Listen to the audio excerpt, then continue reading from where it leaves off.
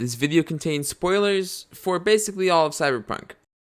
For as long as I can remember, RPGs have been my favorite video game genre. Every time a new RPG title gets announced, I get pretty excited, and like everybody, I was pretty excited for Cyberpunk 2077. I was waiting and waiting for the game to release, but then the release date was pushed to 2 days after Rain WoW was supposed to release. I wanted to sink a lot of time in the rating at the time, regretfully, but even though that didn't turn out so well, it saved me from the mess of Cyberpunk's launch. Finally, 7 months later, Cyberpunk was on sale, and it was time for me to play this controversial game. Luckily, since the launch, there was a huge patch meant to fix a lot of bugs. It didn't fix everything, but it made me realize something. Cyberpunk 2077 should have won Game of the Year, which sounds very funny for me to say out loud, considering I was one of the many people shitting on the game. I wanted to convince myself that it wasn't a good game because I was so tunnel visioned into tricking my brain to believe that WoW is amazing. I didn't want to think I was missing out on Cyberpunk. So, of course, I spewed a bunch of uninformed statements on how maximalism is stupid and how I don't feel like playing the game with more bugs than Skyrim. I was wrong. Cyberpunk 2077 is a fantastic game, and I want to delve into the story and gameplay elements that made me come to this conclusion. Good morning, Night City! Yesterday's body count lottery rounded out to a solid and sturdy 30. 10 out of Haywood, thanks to unabated gang wars. One officer down. When you start a new game, the first thing you get to do is create your version of V. Character creation has become pretty normal throughout the years, but it has always had an issue. When you make a character in a video game, chances are your character isn't going to be as interesting as it could have been. Look at the Witcher games, for example. Would they be nearly the same game if Geralt was just a random character with a set of different voice tones to choose from? Probably not. The voice acting of Geralt is done masterfully, along with the huge amount of backstory from the character building that the developers are able to focus into one character. When you create a unique character, I think there needs to be a couple of ground rules. 1, I want there to be a voice actor behind my character, and I want it to be done well. And 2, I want my character to have a backstory. Mass Effect did a great job with this by giving you a specific character that you can edit a little bit to be more of your liking. Cyberpunk also goes along with this same approach by using V. When creating V, it's somewhat limited to the bombastic, aggressive look of Cyberpunk, but that's what it should be, as it fits V. But for some reason, there are also little quirky things that seem kind of confusing to even be in the character creator. For example, you can make your eyes hearts or X's, and you can change the way your dick looks. Sounds pretty weird, and there doesn't seem to be much reason for it later on in the game. So why exactly would CD Projekt Red put this into their game? Well, this does a great job showing you from the get-go that Night City isn't sugarcoated whatsoever, and it's as pulled back as possible. It's far past the gilding. After changing your appearance, you have the option of 3 different backstories to choose from. These backstories don't contribute to your ending or have any game-breaking ties to them, but they do exactly what I want in the character I create. I want a backstory, and I want to be able to feel my character's backstory throughout the game. There are many options in dialogue that give that little nod to your backstory, and it doesn't stop there. There's also a unique mission that correlates to each backstory later on in your playthrough. There's also your prologue, and the prologue contributes a lot to your character's backstory by starting the game off as whatever you chose. The last thing I believe that is important to mention from the character creation is the subtle nod to character progression by allowing you to attribute skill points into whatever skills you wish to embark on. The character creator is done masterfully with a lot of thought put into it. After deciding how you want your V to look, feel, and act, it's time to get into the prologue that you chose. Jackie and V are doing a mercenary job for a fixer. In more understandable terms, Jackie and V are doing a job for a gang lord. Again, to reinforce the raw, bombastic aggression of Cyberpunk, you're thrown into a pretty messed up apartment building with a target that you have to rescue. The target is naked, which, as funny as it sounds, adds to the rawness of Night City, along with the grunts that are guarding her from you being geared to the T like soldiers. 2077 has been looking pretty dark, aggressive, and unforgiving. And the trauma team that comes to help rescue your target, who is supposed to kind of be an ally, really puts the idea forward. They're armed like soldiers and are not polite to you whatsoever. This whole beginning sequence does a few great things. It makes your V feel unique by giving you that interesting backstory. It allows you to understand core gameplay mechanics by giving you a tutorial and a mission to go into. It brings the atmosphere of Night City into your face, as I've been hinting at all along. And most importantly, it introduces V's human side by giving him a strong emotional bond to Jackie. There's also little things to mention that give reason and life to Night City, like all of the aggression going on and how it has caused a lockdown to force you into a starting zone, giving effect to all of the cause. Lots of games like to gate their players in the starting zone, and it's normal. It's to make sure players don't venture off without understanding much about the core gameplay mechanics. Luckily, in Cyberpunk, the gating is weaved into the story and really adds to that atmosphere of Night City I've been hinting at. There's a lockdown due to criminal activity, and another really cool thing about this lockdown is it already makes sense, but you can delve deeper into it by doing a quest chain later. Again, reinforcing the idea that the quests you choose and the decisions you choose matter, and it changes the path you go down. You choose what path you go down. It doesn't feel like you're being boxed into an unwanted scenario. Turning away from the prologue and the intro sequence, the starter zone is pretty well thought out, and you explore most of it throughout Act 1. After the prologue, there's no huge title card that says Cyberpunk 2077. Instead, after the first hour of gameplay, Act 1 briefly appears on the screen to let you know that you're progressing. The reason I'm even mentioning this tiny thing is because it allows players to believe they're into the open world of the game, which is very important. Nobody wants to feel bogged down to their starting zone, and especially with such an interesting world like Cyberpunk. Luckily, the beginning area is very large to help people feel free. A lot of core systems are weaved throughout the beginning area in order to not flood your screen with tutorials right off the bat. You get introduced to your apartment with your stash and mirror and little player housing system. And going back to the mirror, it sounds again like a small thing, but the mirror is something I want to point out. It sounds so small to have a mirror to look at your character, but it really adds immersion to the world, especially in the first person game like this. There's no way to look at your character besides going into your inventory, riding a bike in third person, or looking into a mirror. You are V, and you as a person can't stare at yourself in real life without looking at a mirror or camera or something like that. And this very subtle concept really reinforces the idea of you being V. You are your own version of the character you created. After walking out of your apartment, there's a good amount of side quests given to you, with one being a gift. A character named Wilson, who owns a shooting range and little gun shop, gives you a free weapon. Segues perfectly into the gear in Cyberpunk. It's involved very early on, as it is for most RPG titles. There's your usual slots like armor and weapons, but there's also cybernetics that you can obtain. Firstly, I do want to say I do not like the armor system in Cyberpunk. It feels not unlike Destiny, where the actual piece of armor contributes like a pretty decent benefit, but the mods matter much more. I do not like this system. It makes getting a new piece of armor less exciting, except for the fact that maybe a new piece of armor will make my character look like a functioning citizen. I like all of the out there appearances, but another issue which ties into this is the outfits tab that's given to you. They're like skins that you can place over your character so it can hide whatever you're actually wearing to make yourself look good. I was excited to see this outfit tab, and the first thing I wanted to get was a suit. Later on through the game, you do receive a suit that can cover up whatever you're wearing, but shortly after you're wearing it, it gets taken away from you, and the very few outfits you get are super specific, like a scuba suit. Who's gonna want to wear a scuba suit when they're walking around Night City? I don't understand why they have an outfits tab with so few options. There really are only like 4 or 5 options. I don't like this, and I wish that there were more.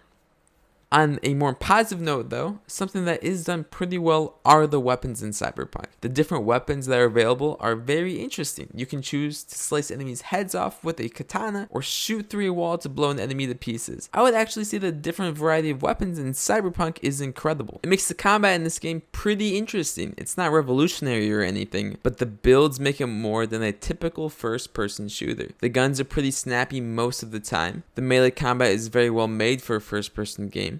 The The stealth system is fun to play around with. The only real gripes I have with the combat are how even the hardest difficulty doesn't seem too challenging later on in the game as a result of the exponential gear progression, and how sometimes enemies just don't register hits on you, or you seem to misregister hits on them. These are obviously both flaws that can be fixed in the future with tuning of the difficulties and obviously fixing the hit registration. So that's good, and I hope that they do fix it in the future. But the last thing in terms of gear that I do want to point out are the different cybernetics. In the year 2077, it is very common to get implants to enhance your efficiency in whatever you like to do, or to simply alter your physical appearance. There are Ripper docs throughout Night City who are basically plastic surgeons mixed with gearheads that offer these alterations. You can get different eyes to enhance your hacking ability, you can change out your legs to give you the ability to double jump, and finally you can have giant blades fling out of your forearms and then retract back in. All of these things are very cool immersively and in terms of gameplay and combat. What I find to be rather annoying though is that you are not allowed to alter V's appearance at a Ripper doc. For some reason, plenty of NPCs around Night City alter the way they look, but the appearance you chose in your character creator is definite. It not only doesn't make much sense for NPCs to be able to do it and you not be able to, but the fact that I'm getting huge blades to lunge out of my arms and I'm not allowed to alter my hairstyle feels kind of weird. The Ripper docs are also revealed to you in the story pretty seamlessly. You actually have to go to one after that prologue sequence because in order to save that girl from the beginning, you had to connect yourself to them through a cord that juts out of your arm. And in connecting yourself to them, a little virus got sent to your brain, which sounds pretty weird that the virus got sent to your brain, except it's not, because in 2077, our future is enhanced by technology and everyone seems to have a little computer built into their brain that has the ability to relay data faster, or it can do anything. It's a computer. One last thing I want to mention before getting back into the story is the variety of builds you can go for in the game. Again, this is an RPG and your choice is important, from dialogue to skill trees. And in terms of skill tree, you can go from being just straight up unkillable to hacking robots and people as your means to defeat them. Again, most people have implants and that little brain computer thingy in their head. And of course, these are able to be hacked. The quote-unquote mage archetype in this game is centered around the ability to hack enemies, whether you want to blind somebody or just overheat their bionics to burn somebody. It's a very unique take on the build. The builds were far more extensive than I thought going into this game, thanks to the interesting skill tree. I like the fact that you have skills to spend level up points on, and the fact that each of these skills has a subset of skills that you have to progress throughout experience in playing the game, such as running to level up athletics. Each of these sub-skill levels then adds something unique to that skill or a perk point to progress your skill tree even further. A problem with this system though is that the max level of each sub-skill takes too long to get to. I wasn't able to get a single sub-skill to level 20, which is the max level, before the end of the story. Normally, this would be fine if there wasn't a special perk only available if you max out that sub-skill that further defines your build. It makes the final perk of each sub-skill feel very grindy to get to, and it feels very grindy if you want to get a quote-unquote full build.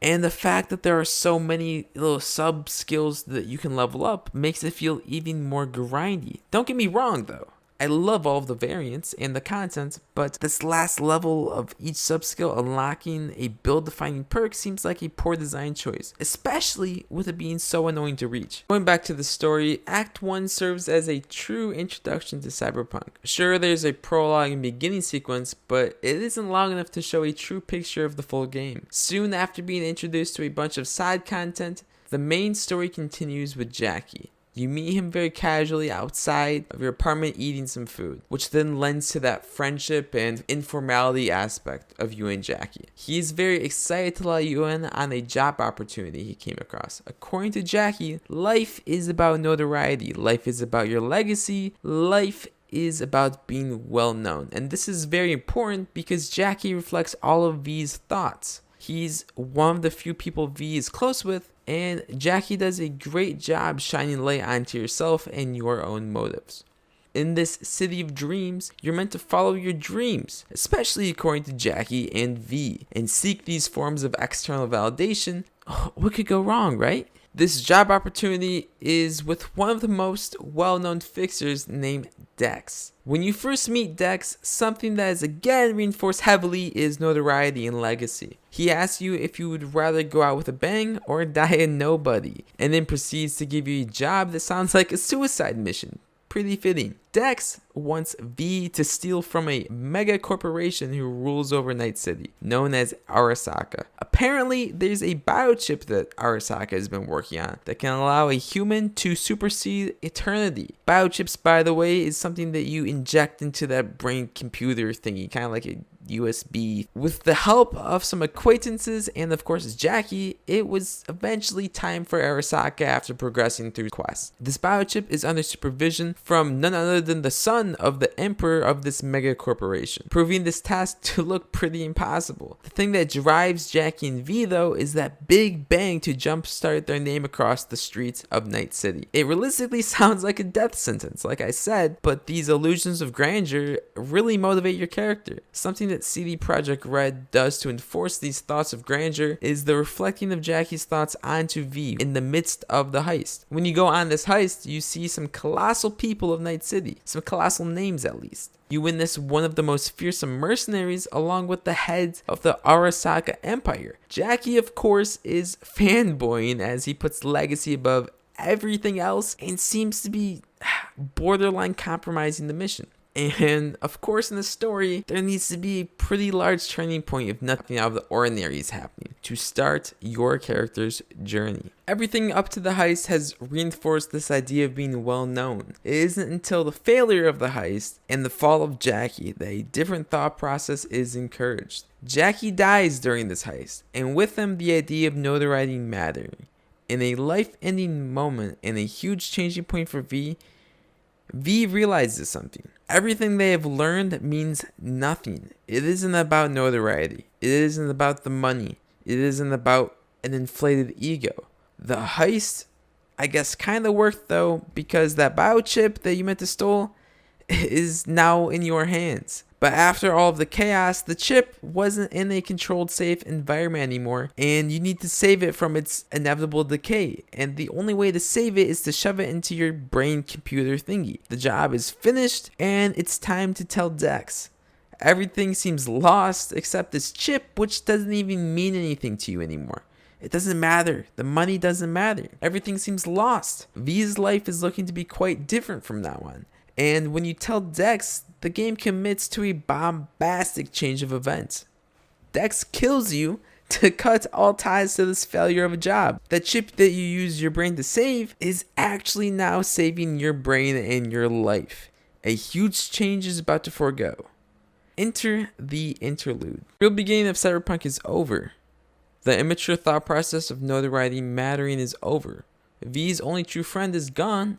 V's idea of life is shattered. Everything you've been taught has been shattered, and a quite complex concept is about to be put into play. That chip that was shoved into your skull actually holds the conscience of a terrorist rock star named Johnny Silverhand. Well, that's all we really know about them at this point anyway. After getting shot in the head, the chip tries to save V by replacing all of the data missing from V's brain from the gunshots with data from the biochip. It sounds nice, I guess. V's not dying or isn't dead.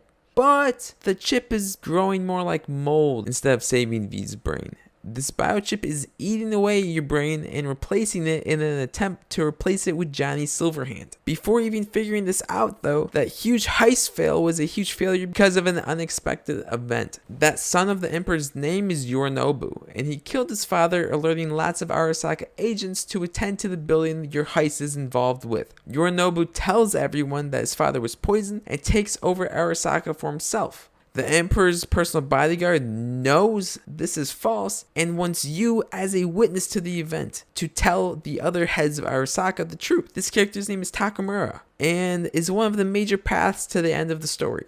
After being shot, V was thrown into a trash dump by Dex as a way to get rid of his body. Takemura finds V this dump thanks to the help of Dex, unwillingly albeit. And then Takemura then proceeds to shoot and kill Dex right in front of V's eyes. It's important because you know that Takemura isn't out to kill you and he's not working with Dex. He has slayed the one who has betrayed you. So it's pretty obvious Takemura wants to bring justice to his fallen emperor's empire and he needs you as a witness. And V wants to stop the Arasaka mess in his head.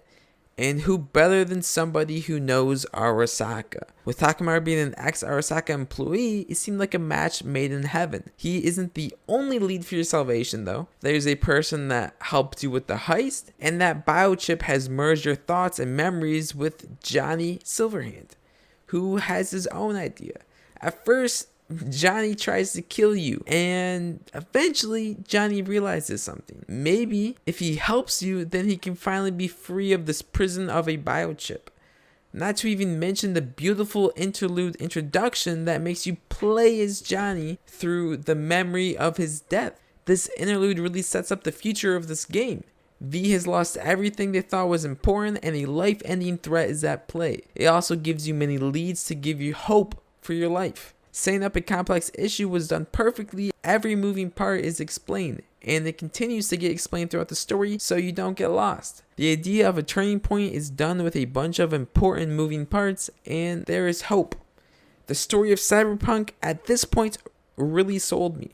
It let me know that the writers were not fucking around at all, and that they were willing to take risks with a complex topic that isn't explored very often. After all of this amazing preparation, it was time to truly get into the game of Cyberpunk 2077. Act 2 is the true game of Cyberpunk 2077. Core gameplay mechanics are introduced to you as a player, the City of Dreams is free to explore, the dialogue has proven to be interesting and meaningful, but most importantly, the story is set up masterfully with a lot of thought put into it, just like the previous segments. Something that I do want to put in the forefront before speaking on all of the positives of Act 2 are the bugs introduced into Cyberpunk. They're at least much more similar to a Bethesda game at the time of me recording this. After a number of patches, the game was thankfully very playable for me. There's your occasional floating assets, models that didn't sync up very well to the voice lines, and little things that didn't make much sense. But for the most part, the most prevalent issues were the appearing assets out of nowhere. Sometimes when walking around, a car would drop out of the sky out of nowhere, or random NPCs would appear out of nowhere. This game definitely isn't void of bugs, that's for sure, or glitches. And as much as I don't want to mention it because I believe this game was created masterfully in other areas, there needs to be attention towards it. One major thing in terms of bugs, or something that just really didn't make much sense to me, was during the mission where you compromise parade floats. Gimme danger. During this mission, you have to break into this Arasaka warehouse, and one option is to steal a van and drive it into the warehouse. I tried to steal a van, but my body skill wasn't high enough, so I just shot the driver in the head, leaving a shattered window, and the cops were after me. I drove away, the cops ran away, and then eventually I drove back to the warehouse, and with the shattered window and with the blood on the car, the agents and employees of Arasaka didn't seem to notice anything, and I was in just fine. I believe this to be a pretty specific critique, but I'm sure there are other events players have encountered that seem like a look over by the devs. It felt pretty unimmersive and just looked over by the developers. It happens, but I really wish stuff like this wasn't in the game. Another weird and seemed to be looked over system in Cyberpunk is the criminal justice system. The cops in this game are definitely weird for sure. It seems pretty difficult for the cops to actually pursue you, and when they do, they don't fuck around at all. The cops are extremely powerful, which I guess makes sense considering in Night City they have to be powerful and max tech and story reasons, yada yada yada. But it doesn't make it seem very fun in terms of gameplay. I am also aware of how poorly optimized the game was and how tons of people have more issues than just bugs, like the game refusing to launch for them, and playing this game on console is just a stretch. I really wish CD Projekt Red would have spent a little more time figuring out all of the technical issues with the game. It would allow so many more people to appreciate the amazing art piece that was created. Focusing on more positive topics, there are so many little things to bring attention to that make me love this art piece. For one, the relationship between Johnny Silverhand and V really brings the narrative together. V's only friend Jackie was killed, leaving V with a void. Johnny fills this void perfectly with a completely different perspective on life. If Jackie was a slave to capitalism and Night City and the corporate issues, Johnny is the economic system that is meant to end capitalism. Johnny has completely different beliefs than Jackie and V, and he doesn't care about being well known whatsoever. He, in fact, already is pretty well known. He is the catalyst to change V's character. Johnny died with a big bang. He destroyed a huge tower in an attempt to end mega corporations, and V remembers it as his own memory. Johnny didn't like all the issues that came with huge corporations. He didn't like the huge monopoly. He didn't like the amount of dirt and the destruction throughout the world as a product of corporations. But most importantly, Johnny didn't like the people behind these corporations and their fucked up belief systems. Another important thing about Johnny are his strong opinions and how they never allow conflict to be void of V.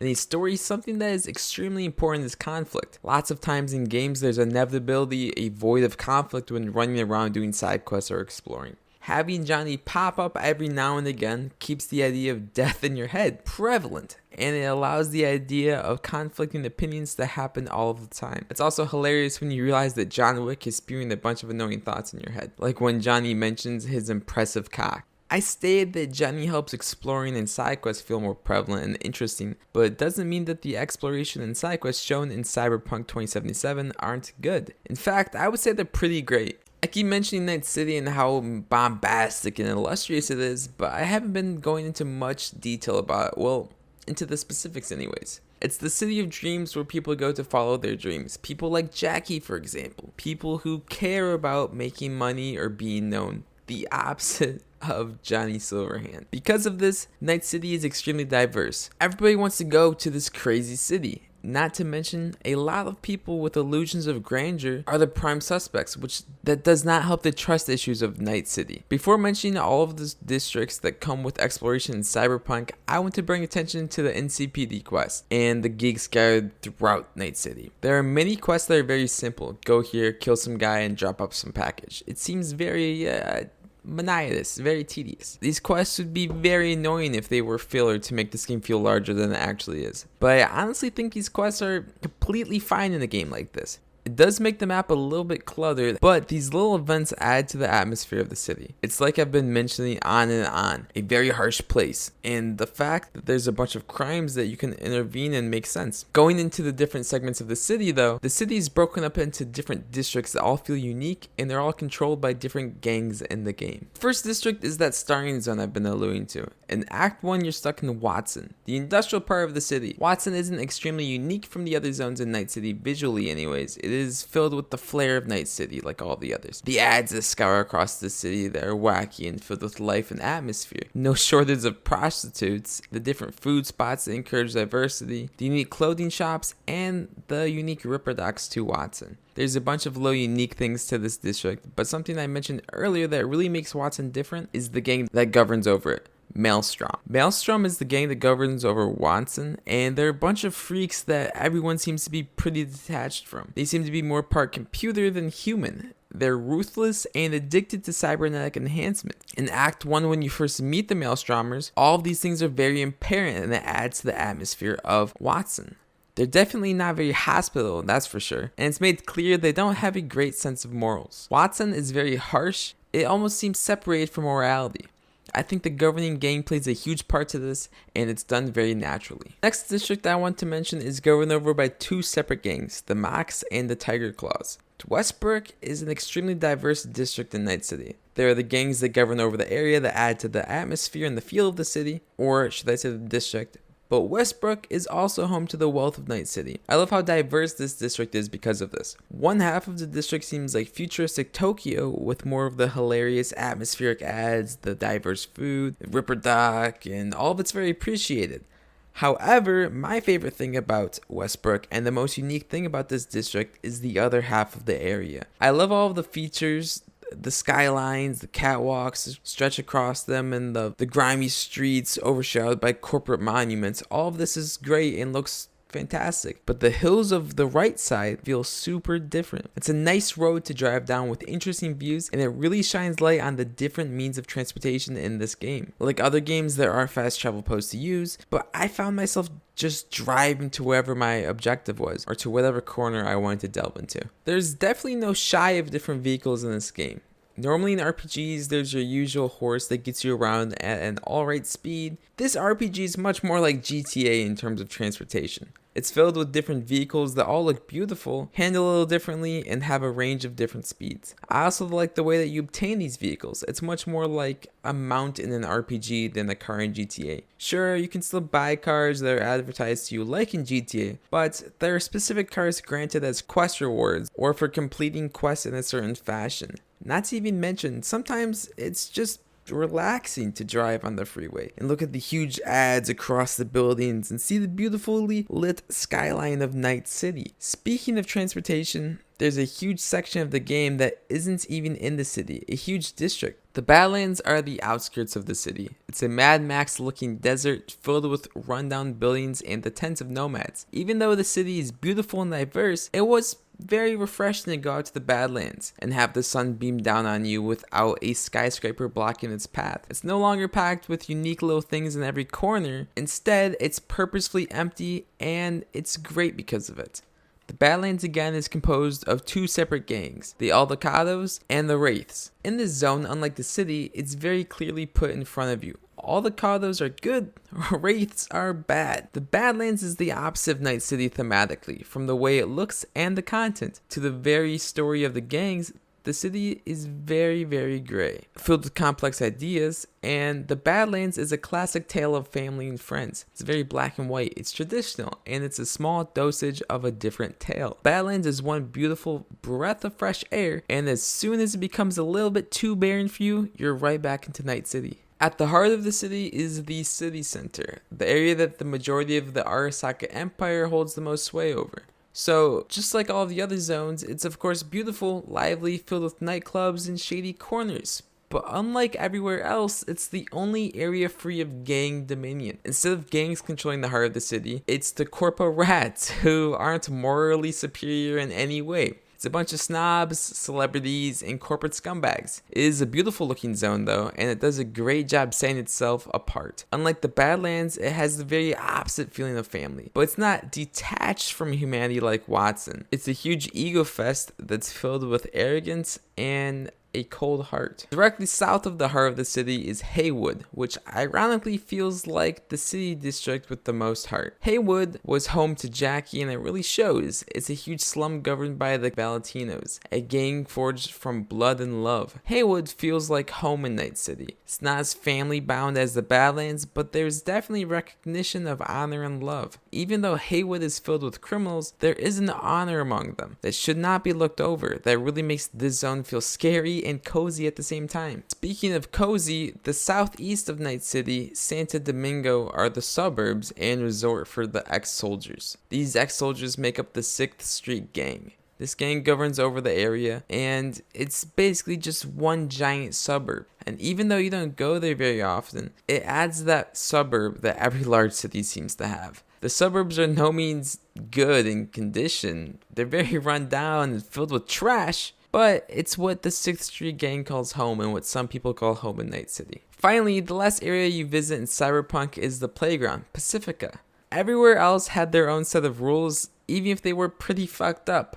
Pacifica looked at all the rules and said, fuck that. It has the highest crime rate out of all the zones, and it is home to a bunch of people who aren't like anyone else you meet. They don't fit into the corpo rats, the street kids, or the nomads. The gangs that rule over Pacifica are the Animals and the Voodoo Boys. Like both of the gangs' names imply, this area isn't extremely civilized. The Animals seem to be the bombastic gang that you might expect from them, as their name implies, and the Voodoo Boys are very secretive and lethal. When you first go to Pacifica to meet the Voodoo Boys, there are secretive trials that you have to go through to even have their gang notice you. Not to mention the zone is a giant amusement area with a beach that could have been nice and what could have been a nice mall, except that it's run down and turned into a playground. Pacifica is definitely a nice added touch that ties Night City together. All of the different districts add an amazing atmosphere to Cyberpunk. They all have unique shops, ripperdocs, themes, side quests, everything. It's a very diverse city full of life that makes exploration between quests feel great. Speaking of quests, of course this game is filled with interesting side quests that make you feel even more immersed into this atmospheric city. The first thing I want to mention before going in depth with which questlines really stood out to me is the pacing of side quests. Lots of open world games have a huge issue in terms of side content. It is all thrown at you at once, to the point where the main story gets forgotten, or to the point where it feels like a job more than a game. Like I mentioned earlier, it'd be pretty hard to forget the main story thanks to half of your conscience not being your own, so that's great. But what also should be mentioned is the purposeful gating of the side quests. Time gating is a very useful skill if used correctly. I'm not talking about the time gating involved in MMOs that is tiresome, but the natural gating of side quests in Cyberpunk. Each questline is of course broken up into many side quests, but instead of flooding your quest log with quests and feeling swamped, each questline is given to you in little fractions. For example, a character might call you on your phone and ask to meet up for food. You meet up for food and talk about a plan to commit to. Instead of going into the plan right after you ate your food, you have to wait a few days of in-game time to go for the quest. You have to do different quests in the time being. But speaking of your phone, the phone system in Cyberpunk really adds to the experience of the game, which sounds kind of weird. Not only does it give a reason for characters to talk to you from miles away, it allows you to talk to characters every now and then to see what's going on. It reminds me of how you had to go out of your way to talk to a follower in Mass Effect, and it was kind of annoying because you had to go all the way down your ship. But in Cyberpunk, you can continue going to whatever destination you have to travel to. While you're driving, you can talk on the phone to whatever character you're in a relationship with. You can also text characters and get funny, interesting responses. Your phone really just makes sense in a game like this. And like I said, it adds more to your relationship. In lots of RPGs, romances are a huge point of contention.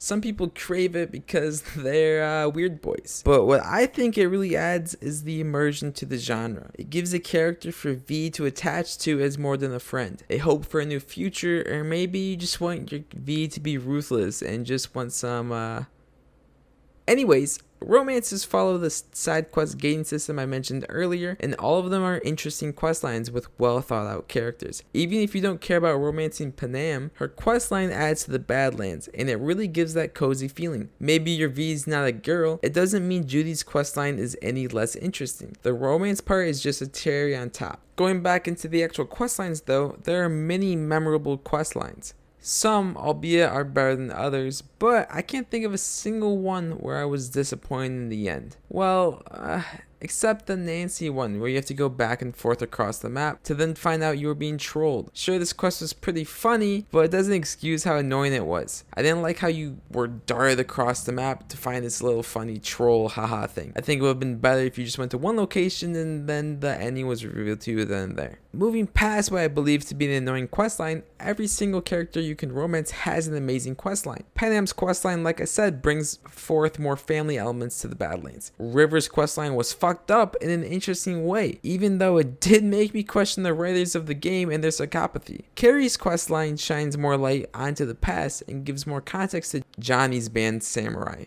Rogue's little spiel really adds more flavor to Johnny. And finally, Judy's questline gives you more insight to the Moxes and the brain dances. Speaking of brain dances, they're a system introduced from a very early on quest and by none other than Judy. Brain dances are a way to relive the moments of others. It's like VR through people's memories. It is a cool way of past events being told. It's a nice story reason for a flashback that also allows all the other characters around you to comment on it. I truly believe that the way the quests are gated along with all of the other system makes the side quests revolutionary in Cyberpunk 2077. Another huge moving part besides the side quest chains is of course the main narrative throughout the game. Like I mentioned, it's always prevalent thanks to Johnny Silverhand, and like I've been hinting at, it's extremely well done. Act 2 is filled with tons of story content, and I don't want to mention every single thing that happens in the story of Cyberpunk. I would rather briefly go through the importance for Act 2.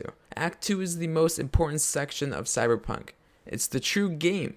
It's the rising action, the meat of the story. The way it is set up allows multiple desserts, and I love it. Like I've been saying, you as V matter. Your decisions matter, and the narrative heavily reinforces that by giving you a bunch of different paths, like I've said. Act 2 is about going along on all of the different leads and tying up the loose ends with the lead you feel makes the most sense. There are 4 major endings to the narrative in Cyberpunk, and it's no surprise that there are 3 major leads from the beginning of Act 2 that eventually correspond to a few of the endings. The lead from your past partner on the heist, the lead from Johnny Silverhand and the afterlife, and finally Takemura's idea. If you go through later on with any of these leads, I believe the ending will be thought out and be an incredible display of artistic expression. A couple of little critiques I want to mention with the narrative in Act 2 though are Takemura's disappearance and the 4th ending. Takemura's disappearance is what I believe to be one of the couple issues with the main narrative in this game. I think it was an untimely loss of Takemura. I was really enjoying his character, and for him to just be gone felt kind of rushed to me. I understand you can go back for him and he won't be dead, but the fact that it's poorly telegraphed to you as a player makes this little secret feel annoying to me. I could understand if it was a smaller character to do something like that, but Takemura, I don't like that. The second issue in the narrative of this game isn't even until the end of the game, and you have to pick some pretty questionable decisions to even get there. The ending where V dies is so bad it's almost funny. It makes me think the developers put it in as a joke. The fact that it cuts a huge portion of content out to just end everything without fulfilling any purpose is just bad. I guess it's not too terrible because you have to make some pretty iffy choices or an iffy choice to get there. But I would be very upset if that was the ending I accidentally got. With those being the major issues with the narrative, I would call the story in this game fantastic. I think going more into the depth of the endings should really bring forth the idea of the fulfilling end. Act 3 is the final act of Cyberpunk, and it is a testament to the incredible pacing of the narrative. Act 3 is very short, but as a great ending should, it has the most concentrated amount of narration. It starts off the same way for everybody. You meet with a head of Arasaka that Takemura helped you reach. She gives you an offer to help fix your biochip issue and save your life, but your biochip starts to malfunction as it has in the past. The major difference with this malfunction and all of the others is this marks what seems to be V's final steps. It is time to make a decision and attempt to save your life. You get to choose at the end what lead from earlier in the game sounds best to you. You can go with Takemura's lead from the beginning and trust Arasaka. You can go with the family you made with the nomads if you ended up going through with those side quests. You have the choice of going with Johnny and let him take over to give him another shot at life if you end up doing the side quests involving the two of you. And finally, like I mentioned earlier, you could just end it all right then and there. Something that I want to clarify really quick also before getting into the other endings is that the path of least resistance isn't a great end to a story, but puts very complex, serious topics into Cyberpunk that shouldn't be taken lightly, especially with all of the people in the credits and their voicemails to V. This branching path is another display of V's decisions mattering. I like how you have more decisions and paths to go down depending on which side quests you did earlier in the game. It really makes sense. Don't get me wrong, I love when the ending is decided solely by decisions you make earlier in the game, but usually in real life there's a giant determining decision that is possible because of previous feats. It's immersive and it makes sense. Another cool thing about this branching path is the foreshadowing from a side quest earlier in the game. There's a side quest where you go around Night City looking for tarot cards and their meaning. If you manage to grab all of the tarot cards, there will be an option for a segment that foreshadows exactly which ending you have chosen.